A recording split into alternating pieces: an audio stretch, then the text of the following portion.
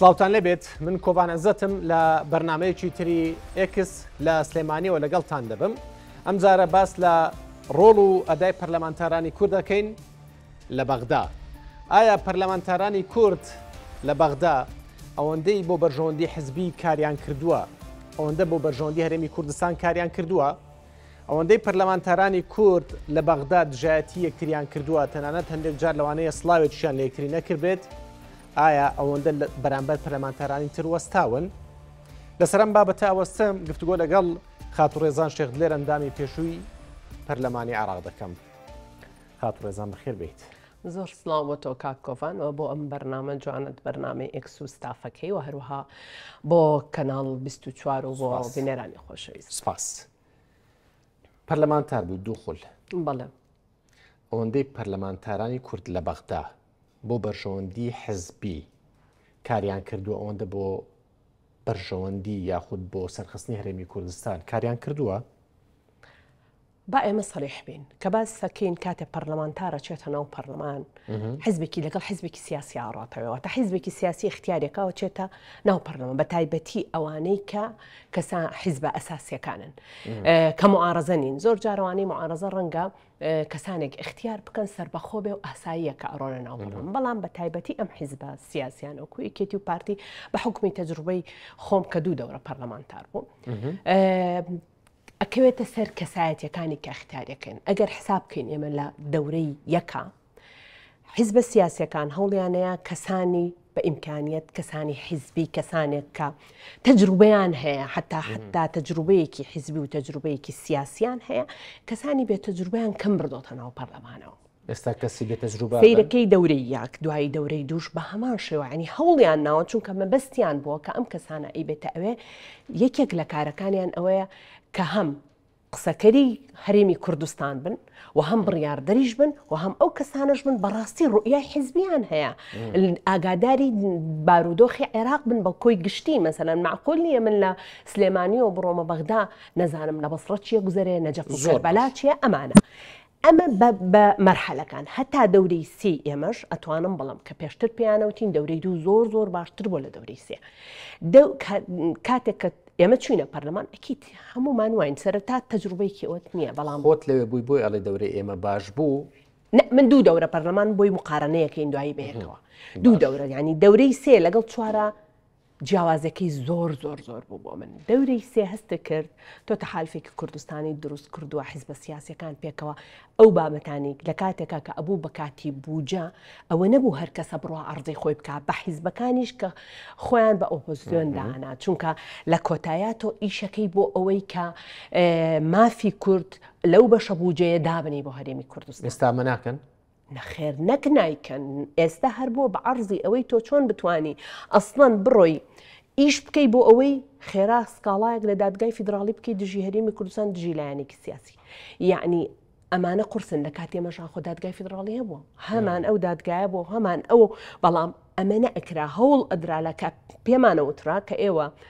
ئەچنە ناو پەرلەمان بە زۆری ئەبێ مافەکانی کورد. لەوانەیە پێ بڵێن ئێوە جورئەتان نەبووە بچن دادگای فیدراڵی و مەسەلەن لە جورئەت نەبووە لە کاتێکە ئێمە لە 17 بۆ هەرێمی کوردستان هێناوە بە دادگای فیدراڵیش نەبووە، لە کاتێکە شەڕی گەورە هەموو کاتێک لە کاتی بووجەیە ئێمە 2014 بۆ 2018 پەرلەمان زۆر ڕۆزایکی خراپیە بوو. یەکەم لە بەرەوەی داعش هاتبوو، منطقەکانی ئێمە هەموو زۆربەی زۆری ئەوانەی ئاوارە بوون ئاهاتبوونە ناو هەرێمی کوردستانەوە. یعنی ئەتوانم بڵێم بەڵام کوت لە کوردەکان ئەو کاتە بەقوت بوون، بە تایبەتی پارتی و یەکێتی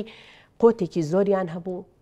پەرلەمانتاران ڕێزیان لێگیرا، ڕێزیان لە حیزبەکانی خۆیان نەگرت. ئەنی و کاتانە ئەتوانم بڵێم جیاواز بوو. ئەوانەی ئێستا چن بوون لە باس کرد دەچن دادگای فیدراڵی بەڵێ شکاتەکەن سکاڵا تۆمارەکان بۆچی دژایەتی هەرێمی کوردستانەکەن؟ زۆر کات سێریکە زۆر کات هەر خۆیان حیزب سیاسیەکان ئەوەک وتم ئێمە لە پێشترا هاوپەیمانی کوردستانی هەبوو. هاوپەیمانی کوردستانی یەکەم جارێکێتی و پارتی بوو، بەس حیزبەکانی تریش لە هەندێک وەکوتم ئەو بابەتانەی پەیوەندی بە مادەی ١40 بۆ ناوچە جێناکۆکەکان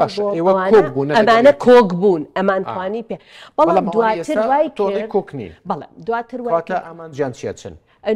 دوایتر ئەمە حیزبە سیاسەکانن خۆیان واکەن و هەروەها ڕێگەشیان نەیە وردە وردەوایان کردیانی من ئەگەر مقارنەی دەورەی سێ بکەم بە دەورەی 4 ڕێزم زۆرم بۆ هەموو ئەو ئەندامانەی پەرلەمان هەیە کە هاوڕێ من و کە لەوێ بوون و هەر کەسیان بەڵام کوالیتی ئەندامی پەرلەمانیان هێنایە خوارەوە چونکە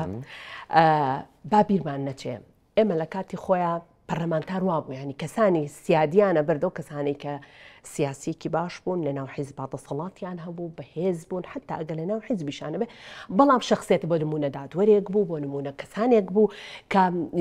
گوێلەیگیرا بوو لە ناو یا کەسانێکی ئەکادیمی بوون هەمووشیان ئەگەر حەزب بێ خۆمیان ناچن سکاڵا تۆمارکەن کەس من باسی واکەم ئەم کەسانەیانە بردەوێ بەڵام دواتر حیزبی سیاسی وردە وردە ئەمانەی دوورخستەوە هەوڵیە زیاتر کەسانێک زۆر جار کە بەداخۆ من ئاڵم کە تۆ بیتە ئەندامی پەرلەمان و ئەڕۆی بۆ ئەوێ دەنگی ئەم میلەتە داماوەی دەنگی ئەو حیزب ئێستا تۆ ئەگەر خۆت کاندید کردبەوە دوورە خرایەوە لە نێو حیزبەکەت ئەگەر یەکێتی بیت لە ئێستاە بەم نەهجەی ئێستا ئیشەکەم تاکید بە بەڵام ئێمە پێشتروانە بوو یەکێتی نیشتیمانی کوردستان کە کاتێک دەورەی سێ ئێمە چوینە پەرلەمان ئێستاش بیرم یە کۆبوونەوەیەکمان کرد کاکمەلا وەختیار پێی کردین وتی پەرلەمانتار ئەو دقەیە پەرلەمانتاری ئێمەن بەڵام لە ئەخیرایەوە دەنگی خەڵکن یەک کەلیمەی تو ئێوە ئازاد بن و ئازا و ئازاد بن قەت من ئەوەم بیر ناچێتەوە ئێستا ئازا و ئازاد نین نازانم تەسەور ناکەم ئەو ئازا و ئازادیانە بێ هەموو یاخود خۆیان کەسانی گەختیارەکەن کە نە ئازادی بزانێ چیە نەخود بزانێ کە چۆن ئازابێ وە لە چیا ئازابێ ئازابێ بۆ ئەوەی کە بەرامبەر بە یەک شەڕ بکەن و دەنگیان بەرز بێ و بڕۆنە پەنای حیزبەکانی تر حیزب عەرەبیەکانی تر حیزبەکانی سونە حیزبەکانی شیعە وان ناکەن ئامادەن لەگەڵەوە شتێک بکەن ئێمە هەردیسان و ئێمە دەورەی سێ ئێمە و پارتی و یەکێتی پێکەوە بووین یعنی یەک جێگامان هەبوو هۆڵێکمان هەبوو هەموو ئەندامان پێکەوە دانیشتین کە ئاهاتی چونکە لەبەروی تۆ مەسەلە کاتێک حیزبی نییە لە بەغا بابەتێک نییە کە باسی ئەمە سلێمانی چۆن خزمەتکا و جادەکەی چۆن بێ و کێبینایی کرد بێ و کێوە ئەوە نییە تۆ بە تایبەتی پەرلەمانتار لە عێراقا مافە سیادیەکانە تۆ چۆن بیپارێزی حتا لەو کاتی ڕێستا پێکەوە دانیشتین بۆ دەورەی 4 کە من ڕۆشتمەوە سەیرم کرد ئەو جێگەی کە ئێمە دانیشتین لە سەرتانە ڕۆشتمەوە دوایە ڕۆشتمەوە ئەو جێگەی کە ئێمە دانیشتین لێ یەکێتی و پارتی پێکەوە بینیا ئەوانەی هەندێک لە ئەندامانی پەرلەمان بۆ جارێکی تر هاتبوونەوە هاوڕێمان بوون لە ناو کوتلەکەیان نەمەبینین بوو بە جێگای ئەعلامیەکان ئەو جێگەی کە ئەوسا ئێمە لە یادا ئانیشتین قسەمانە کرد نزیکە بووینەوە زۆر جار ئەندامانی تر هاتنە لامان وای لێ هاتوو تەنها جێگەیەکەتە بوو کەناوی کافتریا بوو ئەوش بە زۆری هەریەکەیان حەز ئەڕۆشت بۆ لای ئەوانەی کە زیاتر ئەزانێ دەنگی لە لای ئەمە زیاتر نزیکە لە خۆیەوە باش ڕێزان خان ئەوەندەی دێن ڕەخلەن لە هەرێمی کوردستان ئەگرن وا نیشانەدەن کە بۆ نمونە خواروی عێراق بەهەشتی سەر ئەم دنیاە بەڵێ باشە یعنی هەموو شتێک یاساییە و قانونیە و خزمەت گوزاری هەیە و گەندەڵی نییە و ئەوەی خراپە ئەڵەن لە هەرێمی کوردستان هەیە من باس هەمویان ناکەم ها من باس لە بەشێکیانەکەم ئەمە وا قساکەن ئامانجەکە چیە لەمەیە ئەسەرکەم زۆربەی زۆری ئەگەر ببینین ئەندامانی پەرلەمانی ئێستای کە لەوێن هەموو تەرکیزیان ئەوەیە کە چۆن لە قەناتە کوردیەکانە لەسەر کوردستان قسە بکەن لەسەرەوانە من یەک مقابلم هەیە کە ئەتوانم بڵم لەسەر تاسەری عێراق لە کاتی خۆیان بوو بە ترند ئەو کاتە باسی هێنم کرد وتیان ئێوە لە سەتا حەڤە ئەبەن کوردستان حەقی نەوتی بەسڕە ئەبا منیش یەکەوتمەوە من لە سەدا حەفدەمان برد دزیمان مهم بینامان پێ کردووە مهم ئێوەیەن لەوێ اقتصادێکتان هەیە ئیسیسمارەکان هەموو ئەمانی ئێوەن بەڵام من خۆم چوون بۆ نەجەف گریاوم بۆ سەرجادەکەی نەجەف چوون بۆ کەربە نەسەن واش بوو ینی من کە کاتێک ڕۆشتم بۆ یەکەم جار 2016 بوو سەردانی نەجەفم کرد من تەسەور بەکرد نەجەف بەهەشتێ بێ بۆ خۆی خۆڵ و خاشاکەکەی ئاوەکەی لەسەر جادەوە ئەڕۆی وتمە ئێوە چیتان کردووە ئەو هەموو زوارەی کە ساڵانێ ئەمە بوو بە مەوزوع یعنی مەبەستم ئەوە چیە اینجا کەسێک کە خۆی لە کوردستانە ئیشی نەکرد بێ محامي بووم محقق عدلی بووم یعنی ئیتر هەموو لەگەڵ منظەمات تا کارم کردووە ئەزانم لێرە ئێمە ئیشمان کردوم ناڵم هەرێمی کوردستان لە دو زۆربەی زۆری ئەو ئەندامانەی پەرلەمان کە ئەچنە ئەوێ لێرە ئیشان نەکردووە لەم جێگایانەیە کاتێک تۆ ئەندامی پەرلەمانە بێ ئەبێ خیبرەیەکی هەبێ لە ناو کۆمەڵگاکەیە ئەبێ خیبرەیەکی سیاسی هەبێ هەلەقەل ئەزانی چی نیانە زۆربەی زۆری مەسەلەن ئەڕۆیتە ئەوێ من کاتێک گەرمەیە مقارنەی خۆم بکە من لە چاکسازیەکانە لە هەرێمی کوردستانە تەحەداکەمەوەی منی ناسی بێ ئەزانێت چۆن کارم کردووە لە ناو چاکسازیەکان کە کاتێ من ئەچمە ناو چاکسازی ئەوێ ئەگریم بۆ چاکسازیەکانیان کە جێگەی 50 کەسە 200 کەس لە ژوورێک کادانڕ ئەم خۆ دەرخستنە بۆ چییە؟ اینجا ئەمی کە منی شێڵم بە ریپۆرت کردومانە یاویشمانە من دەورەی پێشووتر یاویشمانە بە ئەم خۆ دەرخستنە بۆ چییە؟ کە دێت باس لە هەرێمی کوردستانەکە و هەموو شتێک هەڵە ڕێژێت لە نەزانیە یەکەم نەک لە نەزانانی یان بۆ تەواشەکاریە یەکەم چییە؟ یعنی مەسەلەن بەپێی ئەو ئیتیفاقە سیاسیانەیە کە کردویانە ئێستا ئێمازانین لە ناو ڕاستە ئێستا حکوومەتێک هەیە کە ئیدارەی دەوڵەتە هەموو حیزبە سیاسیەکانی تیان بێجگە لە ئۆپۆزیسیۆن ئەمەش کلیە بەڵام لە ئەساسا دوو بەرەی ئەساسی هەبوو بەرەی سەدرەکان و بەرەی جەماعەتی تاری تەنسیقی ئەمە وای لێکرد چونکە ئێمە دوو حیزبی ئەساسیمانە ئێمە باسی ئەو دوو حیزباکەین چونکە ئەوەی کە ئێستەش هەموو ئەم مەشاکلانەی بۆ هەرێمی کوردستان ناوەتەوە لێرایە ئەو دوو حیزبن لەوێش ڕاستە ئۆپۆزیسیۆنە ڕاست کاڵایەکە کە ئەڕواج بەڵام دەورە بەقووەتەکەی ئەوسا ئەوان بەقووەت بوون ئەیان توانی پێکەوە دیفاع لە هەر نایکەن ئێستا هیچیان هەردووکیان لە ناو بەغدایە ئەم دوو حیزبە ئەساسی کە لەم هەرێمی کوردستانە هەر یەکەیان دیفاع لە مەساڵحی خۆیەکە نایکا لە هەرێمی کوردستان ئەوانی تر ئەوانی تریش ئیتر ئەمەیان پێ باشە تۆ سیرکە مەسەلەن من ئێستا ئیدارەی حکوومەت هەرێمی کوردستانم پێ باش نییە بەگەڕێن بە دوای دەرگای کاکە بکرێتەوە باشیان بۆ هەرێمی کوردستان سێریکە ئەگەڕێن بە دوای ئاخر کێ ئیکاتەوە دەرگاکە ئەمان کردیانەوە دەرگاکە ئەمان لە دووبەرەکی خۆیان لەوەی کە هەستان پێشتر بۆ لە دەورەی سێیان نەیان توانی خۆڵبستێن و جوودی هەبوو ڕێزاخان بام یەکشت بڵێم باشە من نە محامی پارتیم وەکو سەحافیەک قساکان زۆر جارە بینین سکاڵایەک تۆمارەکرێ لە دادگای فدراڵی زۆربیان لە دژی پارتیم نەوەکو هەرێمی کوردستان باشە پارتیە کاتە بیانوەک بۆ ئەوەی ئەو دەستکەوتانی لە هەرێمی کوردستانیشەن لەبار بچیت ئەمە ئەوە ئەهێنێت تۆ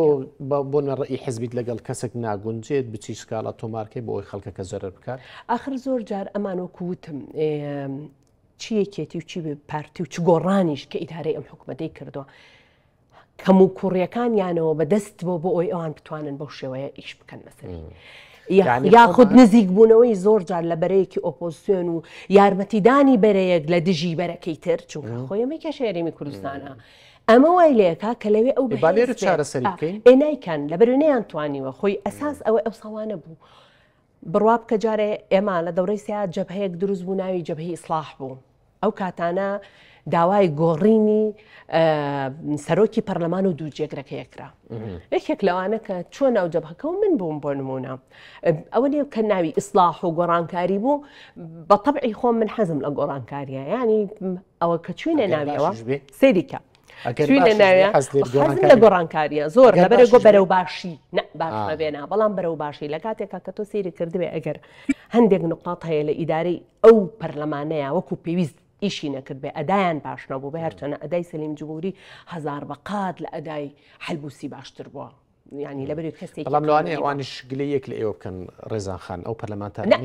ئەو پێ بڵێم کە کات دوای قسەیان لەگەڵ کردین بۆی ئەوم بڵێم کە قسەیان لەگەڵ کردین ئێمە لەم کاتەیە لە هەرێمی کوردستانە ئێمە پێویستمان بەوەیە کە ئەم جەبهەیە کێشەی خۆیانە فعلەن کێشەی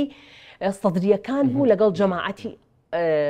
جەماعەتی مالیکی و ئەو کاتەیە ینی ڕەبتی نەبوو زۆر بە ئێمە لەبەر زۆر بە ئاسایی ئێمە کە کاتێکە زانین واقعی حاڵ بابەتێکی ترە بەەوە ئەو بابەتە شکلێ نییە کە تۆ بووی ئەچی و داوای گۆڕانکاری بەڵام لەوانەیە پەرلەمانتارانی ئێستاش گلەیەک لە ئێوە بکەن بڵێن ئێوە مرکزی بوونە حزبەکان چیان پێوتون لەوێ ئەوەتان کردو من بۆ ئەمە بە هەموو ئەو ڕفیقانم خۆمان بچین بە هەموو ئەو هاوڕێیانم کە لە ئێمە با من باسی سلێمانی بکەم کە ڕفیقەکانمان پارتی تیاوە گۆڕانیان تیا بۆ ئیسلامیەکانی تیا بووە یەکێتی بووین لەناو ئەم مەکتەبی سلێمانیە هەفتەکە دەواممان کردو هەفتەیەک لە سلێمانی بووین هەفتەیەک لە بەغدا بووین دەواممانە کرد بەبێ جیاوازی یعنی ڕۆژێک نەبووە ئێمە بڵین ئەوە ئەم کەسە هاتۆ بۆ لامان وەڵاهی با بە پارتی نەڵێن بۆ نمونە و کاتە دکتۆرە شواق لێرە بوو یاخود دکتۆر موسەنا یاخود مامۆستا ئەحمەد کاگوشیار هەموو ئەمانە کە لەوێ بوون کە لە کوتلەک لەگەڵ ئێمە شاکوتلەیەکێتی بڕوا بکە وەکو یەک دەواممان کردو وەکو یەک کێشەیەک بوو بێ وەکو یەک ئیشمان لەسەر کردووە نەبووە کە بڵێ لە تۆ لە حیزب دەرچی یاخود مەسەلە ئەو بۆ گوێمان نەیاوەتێ کە ئەمە حیزبیە حیزبینێ ئەو کاتانەش مامۆستا و موچەخۆران کێشەیان هەبوو بە مامۆستایان کێشەیان هەبوو هەمومان وەکو یەک زۆرمان لەسەر ئیشەکانیان کردوم یەکێکمان نەبوو بڵین وەڵام ئەمە بە حیزبایەتی کارەکەین نەخێر ئەوە یعنی من بە ئەو واقعەم بینیوە بە چاوی خۆم و خۆش باشم لەسەر کردووە زۆر باشە ڕێزان خان ئەرچی پەرلەمانتار ئەوەیە چاودێری حکوومەت بکە کاروبارەکانی حکوومەت چگە لە کارە یاساییەکەی باشە ئەوەندەی بەدواداچوونیان بۆ کارەکانی هەرێمی کوردستان کردووە ئەوەندە بەدواداچوونیان بۆ شارەکانکی عێراق کردووە بۆ منە باسی مۆسڵ بکەن باسی بەغدا بکەن باسی بەسڕە بکەن باسی نەجەف بکەن باسی کەربەلا بکەن یعنی زۆرترین بێکاری لە عێراق ڕێژی هەژاری لە عێراق زۆرە باشەوە داتای خۆیانە گەندەڵی دزی سەدەمان گوێبیسی دزی سەدە بووین کە دزی سەدەکرا یعنی ئەوەندە باسی ئەوەیەکرێ بۆ بەدوای ئەوانەوە ناچن بۆ دەنمێشێکی کوردستان ئەیکەن بەگامێش جابە ئێستا من هەڕێک ئەم نقطەیەت پێ بڵم کە زۆر سوالەکە دقیقە ئێستا خراپترین تعدیل هەیە هەموار مقتەرحێکی تعدیل هەیە و هەموارکردنی یاسایی باری کەسێتی بەڵێ کە ئەمە هەموارێکی زۆر خراپە شیعەکان لەگەڵیان ئەوە تا یعنی لە جنوب و لە هەموو جێگەکان کێشەیەکی گەورە دروستە بێ باشە ئەو ڕۆژەی کە خراوەتە سەر جدولی عمل ئەگەر کورد بچوایەتە دەرەوە بە کۆی گچکە بۆ لەبەر تۆ با مووقفێکت هەبێ هەر بۆ ئینسانیەت با مووقفێکت هەبێت تۆ لەگەڵ بەسڕیابی مووقفێکت هەبێ لەگەڵ ژنان و مناڵانی نەجەفابی وەنیە پیاوەکانیان نەچوونەتە دەڕەوە هەندێک لە ژنەکان چوونەتە جێ نەکڕخۆ لە کوردستانە جێبەجێ ناکرێ بەزەمە پێوترێ چی ئەمە پێوترێ ماف حەقیقۆتە کە تۆ پەرلەمانتار بووی ئەبێ بە واقعی پەرلەمانتاربی لە هەموو نەک تەنها خۆت ئامادە کردبێ بەس بۆ کوردستان چی ڕێبوایە ناوچەکان ئەویش نەک بۆ باشیەکانی بەڕاستی پێدەڵم بە هەموو حیزبەکانەوە کە ئێستا هەن نەک بۆ باشیەکانی و بۆ هاوکاریەکانی چونکە ئێمە ڕاستە خەلەلمان زۆرە ئێستا شەڵم لە ناو هەرێمی کوردستانە ئێمە وەکو پێویست نەمانتوانێت حکومداریەکی ڕاستی بکەین بەڵام ئەم حکومداریە خراپەی کە لێرە هەیە سەدبقات هەموو جاروتومە لە مؤسساتیا لە ئیشکردنیا لە مؤسسەکانی ئەوان خراپتر نییە مؤسسەکانی ئەوانیش بە هەمان شێوە خراپ بەڵام هەرێمی بەڵام پەرلەمانتار گرنگیەکەی ئەوەیە کە کار بکە لە سەرتاسەری عێراق و لە کێشەکانیانە یاخود چەند جار ئەوان هاتوون ئێستا یەکێکی وەکو من هاوڵاتێکی ئەم هەرێمی کوردستانم ئەمەوێ بزانم من تۆ پەرلەمانتاری چییە گوزەرێ لە نەجەف ئێستا ئەوە وەختی ئەربعینیەیە ئەگەر بین باسکەین سەروەت و سامانی عێراق لەناو ئەوەیە صرف ئەکرێ ئەمە چنێ حکوومەتی عێراق سوودەبینێ لەو هەموو ئەجنەبی کێتر ئێرانیە کوێ سوودی لێبینێ یا هەموو سەروەت و سامانی عێراق سەرمەسرێ بۆ هەر خەرجیە چونکە هیچ داهاتێکی بۆ ئەمە نابێ ئەی ئەگەر ئەمە ئیشی لەسەر بکەین ئێمە کەمە پیچەکە با ئێمە بە محایدی بڵێن ئێمە دڵ تۆ پێشکات لەسەرمانە کرد بڕوان پێ بکە لەناو کۆبوونەوەیە حەسەن کەعبی دانیشتۆ من وتم بۆچی باسی مؤتەمەرێک بوو کە لەسەر سیاحە کرا کە چۆن بتوانین سیاحەی دینی یاخودچی سوودی لێ ببینێ بۆ هەر نەوت نەبێ من بە حەسەن کەعبی خۆم و تومە و ئەو کەسانەش یەگەرگویان لێبێ ئەزانن کەڕە وتم ئێوە ئەم جارە لەو چل ڕۆژەیە تەنانەت پیتزاشتان بەخشیوەتەوە ئەنی نەستەن چووکە ڕەفیقە وتم یعنی ئەوەندە بۆ فیەکانتان گەورە بووە بەڵام ئەمە چه سوودێکی هەبوو بۆ عێراق ئەی ئێمە چه سوودێکمان لەمسیە بۆ سعودیە بەم شێوەیە سوودەبینێ لە حەج توانیوێتی ئیدارەیەکی وڵاتێکی باشی لێ دروستکە بۆ ئێمە نەمانتوانیوە یعنی ئەمە مهمە ئەوانیش ئێستا پەرلەمانتارانی عەرەبش بە کەیفی خۆیان باسی ئێراکەن ئەو زانیاریان لە شوێنەوەکەیان ڕێگە بۆ کردنەوەی وەکو کەوتم ناڵێ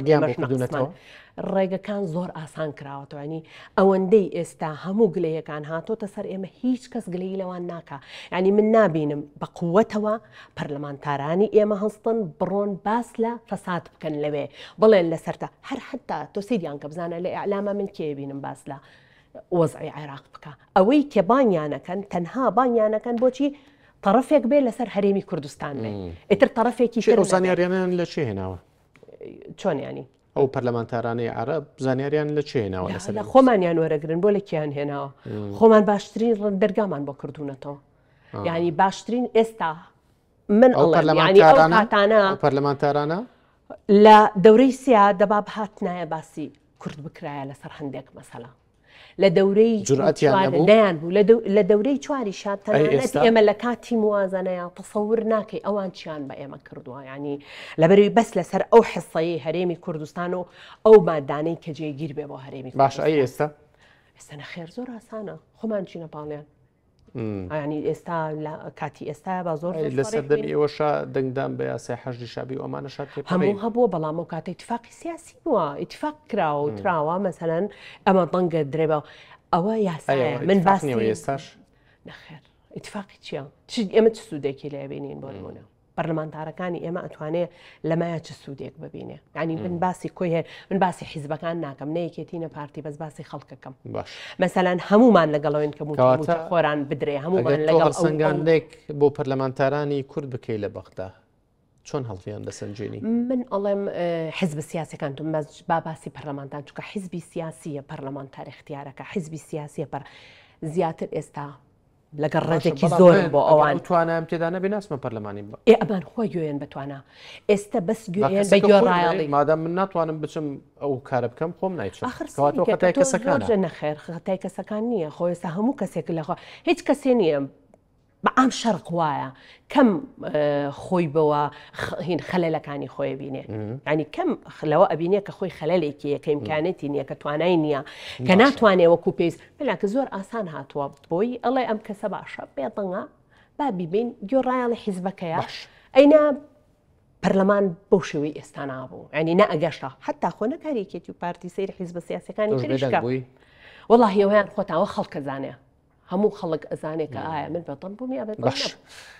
پەرلەمان ئەوەی کە خۆت بینیوتە بەڵێ دووخل پەرلەمانتار بووی بەڵێ پەرلەمانتار هەبوو جگە لە کاری پەرلەمانی دەست بۆ کاری بازرگانی و شتی تر بێ طبعا نازانم ڕەنگە هی ئەوە ببێ دەورەی سێ ئێمە زۆر شارەزانە بووین و نەمانەزانی و ئەنزانیە بێ هەمووی پەرلەمان بەڵام لە دەورەی چوارا زۆر بینیم یعنی قەت تەسەورم ناکرد کورد بڕوا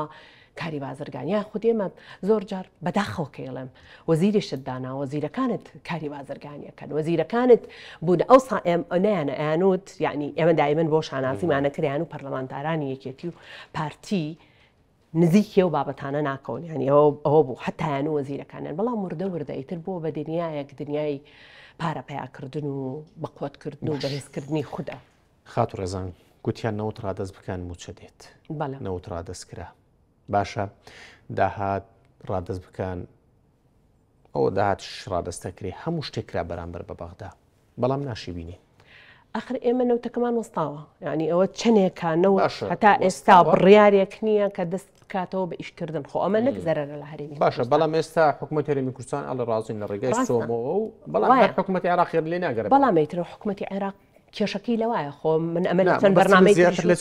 مەبەستی من لەوەیە کە پەرلەمانتاران دەیانگوت با بچن لەگەڵ بەغدا ڕێک بکەون وا بکەن وا بکەن ئێوە ڕێککەوتن هەموو شتێک کرا پاش ڕێککەوتنیش ئەزانی کاکۆڤان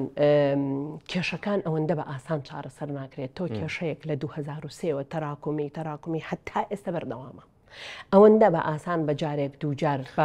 بە نیەت پاکی ڕێزانخان تۆ لەناو ئەم کوردستانەیە ماڵێکی کۆنە خۆتت نەبێت با من ئەو بە واقعی بڵم کورت پێکەوە بەقوت نەبێ بەهێز نەبێ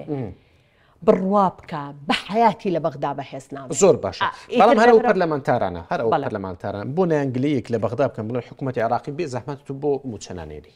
ئەوانە کە دەیان گوستنەوە ڕادەست بکەن ئەوە ڕادەست بکەن بۆ نمونە با باستە خۆپشاندان بکەین باشە لە سلێمانی خۆپشاندانی مامۆستایان هەبوو بۆ موسا باشەی بۆ خۆپشاندان ئێستا نابین لە دژی حکوومەتی عێراقی لەناو خودی هەرێمی کوردستانە با ئەوە واقعەکە کە تۆ باسەکی لە هەرێمی کوردستانە ئێمە هەمیشە خۆمان نەزەم ڕەنگە کورد بە تەبعی خۆشی وا بێ زۆر خۆخۆری پێڵێن لە ناو خۆیان چونکە هەمیشە هەوڵەیە بەرامبەرەکی بشکێنێ هەمیشە هەوڵەیە لە ناو خۆیان بەهێز نەبێ هەروە بۆی تر من ڕەنگە دوایی گلەیش لەسەر بێتە سەر بن بەڵام یعنی زۆربەی دژمنی دژمنم دۆستمە بیرم ئێمە پەرلەمانتار بووین هاتینەوە بۆ ئەم سلێمانیە کازمی ئەڕۆشت بۆ هەڵەبجە سەردانی هەڵەبجەیە کرد لە بەردەمی مەتارە دنیایەک لە جوتیارەکان کە حەقی خۆیانە مافی خۆیانە کە ئەو بڕەگەنمەی یامیانە بە حکوومەتی فدراڵ هەتا ئێستاش بگرە پارەکان بۆ نەهاتۆ وەرنی نەگیراوە هەموویان لەویا دوای ئەوە فترەیەک کە بە ئازانە و بە یعنی وەصفکردنی کازمی بۆەوەی کە پارەکەیان بۆ سەرف کرێەوە دوای ئەوە بۆ عەبادی بیرمیە چیان ئەکرد کە پارەکەیان بۆ سەرف کرێەوە دواتریش بینیمان عەبادی هات چی لە کەرکووک کرد بۆ نمونە ئەنە لە بەردەستمانە ئێمە بێ زۆر باش بزانین هەموو حکوومەتە چەند بەهێز بێ چەند بە قووت بێ حکوومەتێکی ئێرە و کوردێکی بە قوتەوێ کوردێکی ضعیفی پارچە پارچەکرا و لەوێ بەهێز نابێت تێگەیشت دوا پرسیار بەڵێ پەرلەمانتاری یەکێتی بوویت بەڵێ من باسی حیزبەکەی خۆتەکەم بەڵێ لە ئادای پەرلەمانتارانی ئێستای یەکێتی نیشتیمانی کوردستان ڕازیت ئەتوانم بڵێم نەخێر بەڕاستی شێڵم چونکە ڕێزێکی زۆرم بۆیان هەیە کەسانی باش و بە ئیمکانیت و بەتوانایەتیایە بەڵام کەسانیشیانتیایە هەتا ئێستا کەس نازانێت پەرلەمانتارە هەنی ئەمە کە من لە حیزبەکەی کە حیزبێکی بە قووەت و بەهێز بۆ ئەبوایە اختیاری پەرلەمانتاری زۆر بچکە تەجروبەیە تۆ بۆ هەر تەجروبەیە کە ئەزانی ئێستا وەزعی هەرێمی کوردستان خراپە ئەبێت تۆ کەسانێک بێ بەڵام بەداخەوە وەکووتم هەردوو لا بە زۆری هەوڵیان ناوە پەرلەمانتاری تەناوە نێتەوە بڕۆیت و بگەڕێیتەوە پەرلەمانتاری تەجروبەیان بەرگریان لە هەرێمی کوردستان کردووە بەرگریان لە مافەکان کردووە بەپی ئەوەی کە حیزب یەکێتی نیشتیمانی کوردستان چەند ویست بێتی بەرگری بکە ئەوان بەرگریان کردەوە چەند ویست بێتی کار بکە لە کارەکانیان مطابقی حیزبەکە بوون حیزبەکە چۆن ویست بێتی سێریکە مەسەلەکەی من لەوە نییە لە هەر لە هیچیان نە لە پارتی نە لە یەکێتی نە لە ئۆپۆسیۆن وەکو پێویست ڕاست بۆ چونکە وەکو پێویست خزمەتی هەرێمی کوردستانیان سپاس بۆ ڕێزان شێخدلێر ئەندامی پێشووی پەرلەمانی عێراق لەگەڵ ماوە زۆر سپاس بۆ ئێوەش کە بینەرمان بوون تا بەرنامەیەکی تر هەر لە خۆشی دابن.